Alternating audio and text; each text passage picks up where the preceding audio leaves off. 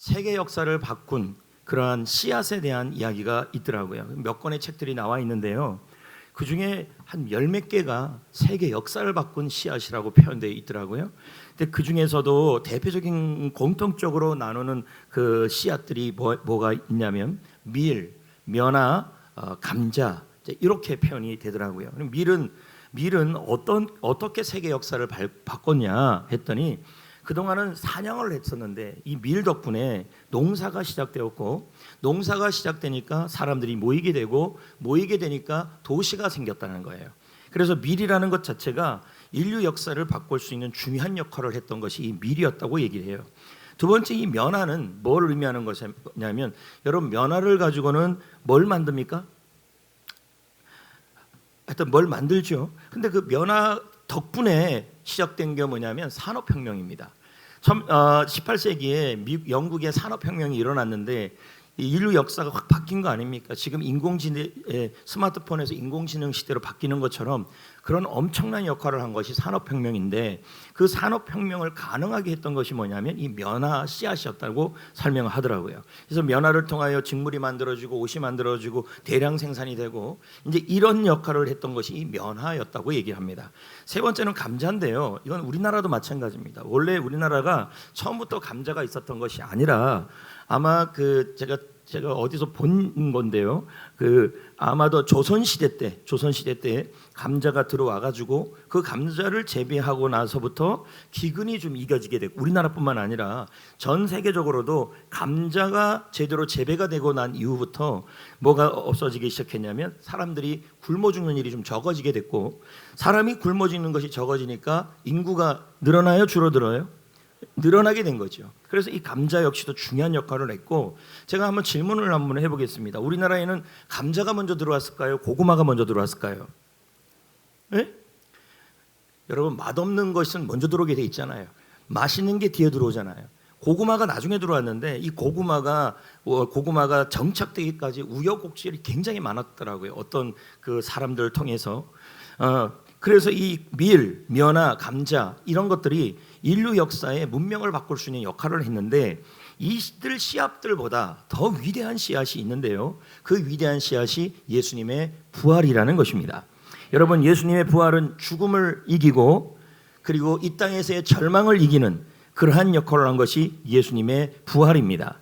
그래서 오늘 말씀의 제목은 하나님이 쓰시는 승리의 드라마. 이 승리의 드라마는 부활의 역전승이라고 표현되어 있는데 예수님이 우리가 부활했던 날을 오늘 기억하는데요. 예수님이 죽음에서 부활했던 그 부활이 문제는 우리에게도 승리의 드라마를 써주기 시작했습니다. 그것이 언제냐면 이 세상에서도 우리는 승리의 드라마를 쓰게 됐고 부활 덕분에 그리고 나중에 장차 죽음 이후에 예수님이 부활하실 그때에 우리도 예수님이 부활하실 그 몸으로 부활할 수 있기 때문에 뭐냐면 미래에도 우리 예수님의 부활의 역전승을 줄 수 있는 승리의 드라마가 되었다는 겁니다.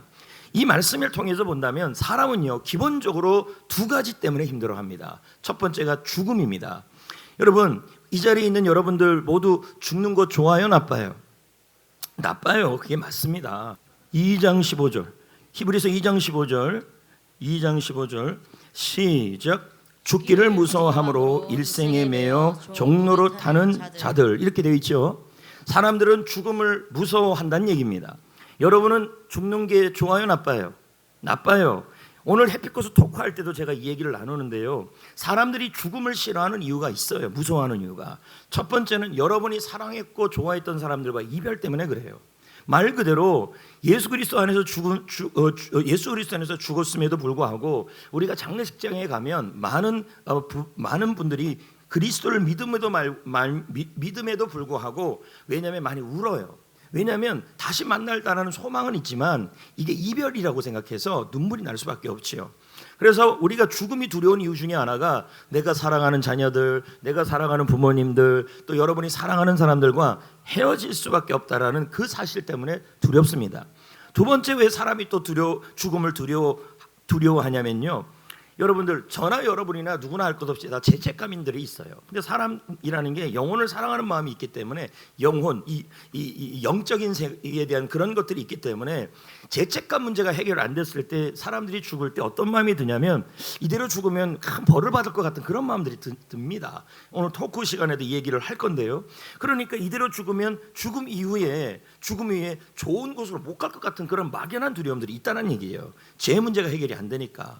세 번째는 뭐냐면 가장 큰 두려움인데 내가 죽어본 적이 없으니까 죽고 난 다음에 어떠한 일이 일어날지에 대해서 불확실하다는 얘기예요. 그러니까 사람들이 죽음을 두려워하는 것입니다. 그래서 짐 모리스라는 학자는 이런 말을 해요. 이 땅에 병 걸리는 것도 힘들고 그리고 이별도 힘들고 고통도 힘들고 물질적인 병도 다 힘들지만 사람을 고통스럽게 하는 것, 사람을 힘들게 하고 절망스럽게 하는 것 중에서 가장 큰 것이 뭐냐면 바로 뭐라고 설명하냐면 죽음이라고 얘기를 해요. 오늘 이 자리에 있는 여러분들 모두 다 죽음은 싫습니다. 이 죽음이 너무 싫어서 지금부터 5,000년 전에 고대 이집트에서도 죽음이 너무 두려우니까 죽고 난 다음에 정말 최상의 모습으로 가장 멋진 모습으로 다시 좀 어떻게 됐으면 좋겠다고 해서 한 게 미이라입니다. 그림에도 저렇게 나와 있지만 옆에 있는 저게 미이랍니까? 관입니까? 관이죠. 그러니까 사람 모양의 관을 만들어 놓은 거죠. 저 관에다가 뭐가 들어가 있는 겁니까? 저 미이라가 들어가 있는 겁니다. 개 중에 이게 대형 박물관이나 이집트 박물관에서 찾아낸 건데요. 개 중에 저 미이라가 좀 괜찮은 미이라를 저기다 제가 올린 겁니다. 그리고 좀 이렇게 막 찌글찌글하고 막 이런 거 올리면 정신 먹기 전이잖아요. 그래서 제가 가능하면 좀 올리지 않은 겁니다. 저 미이라를 만드는 방법이 뭔지 아십니까? 사람의 있는 이 속에 있는 모든 것들을 다 끄집어냅니다. 그러니까 이 안에 저 미이라는 안에 있는 게 없습니다. 있으면 부패하니까 다 끄집어내서 거기다 방부제 집어넣고 솜 집어넣고 막 이렇게 만들어서 저 상태가 썩지 않게 하려고 저렇게 한 겁니다. 근데 실상은 시간이 지나니까 이제 나뭇가지처럼 비틀어지고 시간이 지나니까 결국은 차가운 박물관에 전시품밖에 되지 못합니다. 결국은 이집트인들도 죽음에 대한 두려움이 있으니까 미이라로 다시 태어났으면 좋겠다고 생각하는 마음으로 저런 형태를 지은 것입니다. 여러분, 오늘 이 자리에 있는 여러분들, 저도 그렇고 여러분도 그렇고 우리는 장차 이 죽음에 대한 두려움이 있는데 오늘 예수님의 부활은 부활은 죽음에 대하여 승리의 드라마를 여러분에게도 있을 수 있음을 설명하고 있는 겁니다. 그래서 우리가 예수님의 부활절 예배를 감사하게 여기는 겁니다. 자, 여러분, 우리가 이 땅에 살아가는 동안에 여러분을 두렵게 하는 것 중에 하나가 죽음인데 그 죽음이 이별, 그 죽음이 죄책감, 그 죽음 이후에 일어날 미지의 세계 이런 것 때문에 우리가 두려워하는데요. 이 두려움이 여기서 끝나는 것이 아니라 또 한 가지는 죽음 이후에 대한 두려움도 있지만 죽음에 대한 두려움도 있지만 죽기 전에 이 세상을 살아가는 동안에도 여러분 우리는 굉장히 어려움 중에 살아갑니다.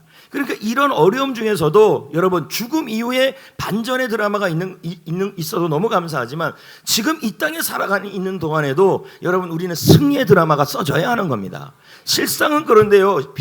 베드로전서 1장 3절의 말씀에 보면 부활에 대한 이야기를 얘기하면서 6절에 뭐라고 얘기하냐면 성도들이 시험을 받고 성도들이 근심이 있다고 설명을 하고 있어요. 이 땅에 살아가는 동안에 6절입니다. 베드로전서 1장 6절 시작. 그러므로 너희가 이제 여러 가지 시험으로 말미암아 잠깐 근심하게 되지 않을 수 없으나 이 말씀을 받는 대상이 누구냐면 바로 베드로전서를 받는 대상이 바로 기독교인입니다. 그 당시에. 그러면 이 기독교인이 누구냐? 베드로전서 1장 1절 2절에 뭐라고 나와 있냐면 터키 위쪽에 있는 터키 북부 쪽에 있는 본도 지역, 비두니아 지역 그 지역에 있는 사람들이에요. 그러면 그 지역에 있는 사람들은 로마와 거리가 멀다고 생각하는데 그렇지 않죠. 그 지역까지도 로마가 점령해버린 상황입니다. 그러니까 로마가 있는 황제를 숭배하지 않고 그리스도를 믿지 않으면 이들에게도 핍박이 있었고 그 당시에 황제가 누구였냐면 그 유명한 네로 황제였어요.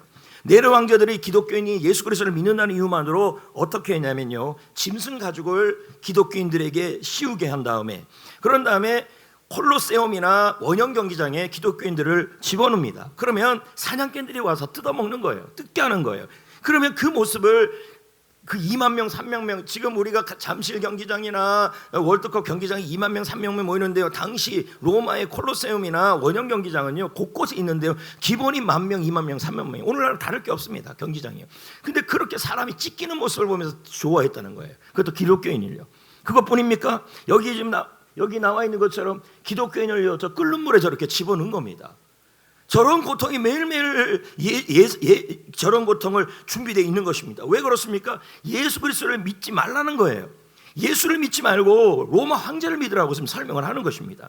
저런 상황에 처해지는데 어떻게 여러분 세상에 지금 여기 베드로전서 1장 6절에 나와 있는 여러 가지 시험, 근심이 다 저런 걸 의미하는 겁니다. 저것뿐만입니까? 경기장에다가 사자를 풀어놓고 여기 사자를 풀어놓고 기독교인들을 저기다가 저렇게 두면서 가서 공격하라고 하는 것이죠. 저러면서 순교를 맞는 거예요. 그렇다면 여러분 우리가 한번 상상을 해보자는 거예요. 기독교인들이 매일 아침마다 일어날 때마다 무슨 생각이 들었을까요? 오늘 내가 죽을 수도 있다라는 생각이 들었을 것이고, 그리고 여러분 내가 발각이 되고 기독교인들이라고 발각이 된다면 가족과 오늘 생이별을 또 해야 되고, 그것뿐입니까? 기독교인이라는 이유로 발견이 되면요 집과 재산이 다 몰수를 당하는 것이죠. 마치 그 북한에서 기독교를 믿고 예수 그리스도를 믿는다는 이유만으로 모든 그동안에 가지고 왔던 재산이나 직장이나 그런 걸 모두 몰수당하듯이 기독교인은 그럴 수밖에 없는 상황입니다. 그러니까 이 땅에 살아가는 이 베드로전서를 듣는 이 기독교인들은 뭐냐면 이 땅에 장차의 문제도 있지만 당장 이 땅에서의 삶 자체가 뭐가 되냐면 굉장한 절망과 어려움 속에 있습니다. 그러니까 이런 말이 안 나오겠습니까?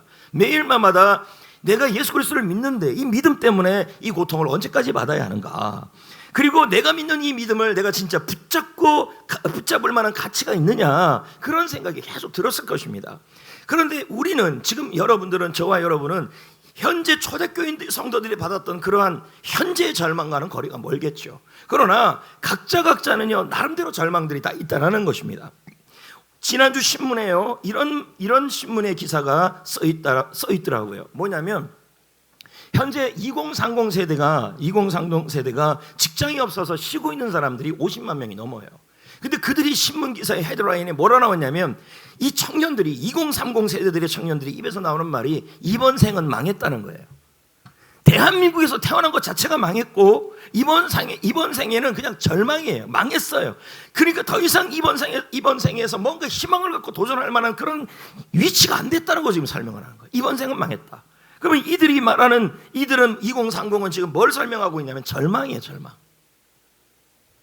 이런 상황에서 승리는 무슨 승리고 역전은 무슨 역전입니까? 당장 서류 조정의 취직을 위해서 입학서를 내고 그리고 제안서를 내고 자기 이력서를 내고 그러는데도 수없이 여러분 50만 명이 안 된다는 것은 이 취직이 잘 안 되는 거죠. 그러면 이런 마음이 들겠죠. 왜 나는 자꾸 안 될까? 그리고 또 다른 지원서를 쓰면서 긴장감이 들고, 이게 바로 뭐냐면 현재 그리스도인 청년들, 그리스도인이 아닌 청년들도 입에서 나오는 말이 이번 생은 망했다는 말을 하는 거죠. 자, 그럼 이번 생은 망했다고 얘기하는 이 청년들, 청소년들, 이들에게 고백은 뭐가 나오냐면 망했다라는 고백 속에서 더 이상 이 인생에 대하여 현재의 삶에 대해서 반전은 없다고 생각하는 거죠. 그렇다면 여러분 3040은 어떻습니까? 죄송합니다. 3040, 50까지, 60까지 가보겠습니다. 3040, 50, 60. 자, 이들은 여러분 결혼도 해야 하고 결혼도 했고 또 3040 같은 경우 50까지는 가야겠죠? 50까지, 왜냐하면 결혼을 늦게 해서 애가 늦게 나올 수도 있으니까. 그러면 이분들도 여전히 절망감이 있는 겁니다. 왜요? 결혼을 하자니 결혼에 대한 부담이 있고 비용에 대한 부담이 있고 그리고 집에 대한 부담이 있고 또 아기를 낳자니 아기를 키운다라는 부담감이 있는 겁니다. 애를 키울 수도 없고 키우자니 부담스럽고 또 엄마로서 아이를 키우고 나서 또 회사에 취직하기 전까지 그 전까지는 경력 단절이 일어나고 이런 현실 속에서 어떤 승리의 드라마를 쓰려고 하더라도 한계가 있다라는 겁니다. 그럼 60, 70, 80은 어떻습니까? 노후에 대한 불안, 시간이 지나갈수록 은퇴가 가까워지고 은퇴의 나이가 들어갈수록 외로워지고 이런 삶을 살아보면서 어르신들이 하는 말이 뭡니까? 그냥 빨리 죽어야지, 이런 말을 하게 되는 것이죠. 결국은 전 세대가 어떤 상황에 처해지냐면 절망이라는 말을 우리의 입에 달고 살 수밖에 없습니다. 거기다가 크리스찬들은 어떻습니까? 이 자리에 있는 직장생활 하시는 분들 회식한다 그러면 여러분 기분이 하기보다는 일반적으로 크리스찬들은요, 회식한다 그러면요 또 회식이냐 이런 생각이 듭니다. 왜요? 회식의 자리에 가게 되면 반드시 술을 먹어야 되고, 또 술을 먹으면, 여러분 술을 먹으면 잘 끝납니까? 대부분 끝이 안 좋습니까? 예, 안 좋습니다. 1차도 안 좋은데 거기다 2차, 3차까지 가면 얼마나 더 안 좋습니까? 그런데 여러분, 기독교인으로서 나는 믿음을 지키려고 한단 말이에요. 그럼 믿음을 지킨다 그러면 뒤에서 또 뭐라 그럽니까? 아이고, 믿음 지키는데 유동을 안 해, 유별을 안 해, 이런 얘기를 합니다. 이런 압박 속에서 믿음 생활을 한다는 거, 그리고 그런 압박 속에서 직장 생활 잘한다는 거, 잘해야 한다는 거, 그거에 대한 부담감이 있다는 얘기죠. 여러분 캠핑 좋아하잖아요. 근데 못 가잖아요. 가요? 못 가요. 그러면 목사님은 가요? 못 가요. 캠핑 좋아요? 좋아요. 안 가요? 왜? 귀찮아요. 그러면 대리만족을 해야 될 거 아닙니까? 그걸 틀면 됩니다. 이거를 틀면 꼭 뭐가 나오냐면 캠핑에 술이 나와요.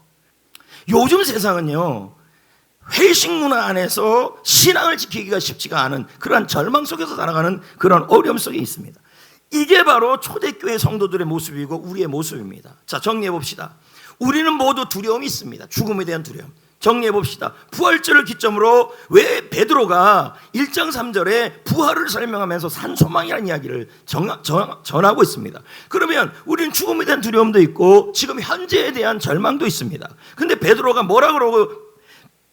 흩어진 성도들에게 뭐라고 설명하고 있냐면 예수님의 부활에 대한 설명하면서 산소망이라는 얘기를 합니다. 1장 3절을 볼까요?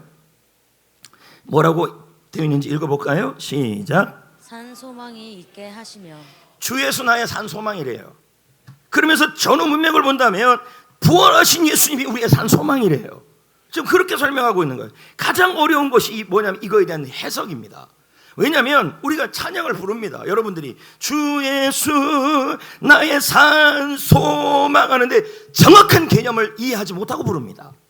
예수님이 왜 나의 산소망이고 예수님의 부활이 왜 나에게, 지금 현재 절망 속에 있는 나에게, 아니면 장차 죽음 이후에 죽음으로 끝나는 우리에게 왜 예수의 부활이 산소망이 되냐는 거죠. 원문의 뜻을 해석해 보니까요, 이렇게 표현되어 있더라고요. 산소망이란 말은 지금도 살아서 역사하고 활동하는 소망이라는 뜻이에요. 그래도 약해요. 왜냐하면 지금도 살아서 역사하고 활동하는 소망이 예수님의 부활이라 그러는데, 지금도 살아서 활동하는 그 소망이 어떻게 나의 절망을 이기고 어떻게 나의 죽음 이후에 부활할 수 있는, 죽음을 이기는 그러한 소망이 되냐는 거예요. 이것도 약해요. 그래서 다른 사전을 찾고 다른 원어 사전을 찾으니까요, 해석이 정확한 게 하나 나오더라고요. 능력이에요. 어떻게 표현되어 있냐면 예수님의 부활은 지금도 살아서 활동하고 움직이는 생명의 능력이다, 하나님의 능력이다, 이렇게 표현되어 있어요. 왜 이게 가능하냐면요, 사도행전에 보면 하나님이 이렇게 말해요. 하나님이 예수님을 하나님의 능력으로 다시 살렸다, 이렇게 나와요. 그러면 산소망이라는 건 뭘까요? 지금도 죽음을 이기고 지금도 절망을 이기는 하나님의 능력이 바로 예수님의 부활이요 산소망이라는 뜻이에요. 아멘. 그래서 베드로전서 1장 3절 4절을 볼까요? 뭐라고 얘기합니까? 뭐라고 시작합니까? 우리를 거듭나게 하사. 우리를 뭐하게 하사? 거듭나게 하사. 맞습니까? 맞아요? 우리를 거듭나게 하사. 이 거듭나게 한다는 말은 우리가 하나님의 자녀가 되었다는 뜻이에요.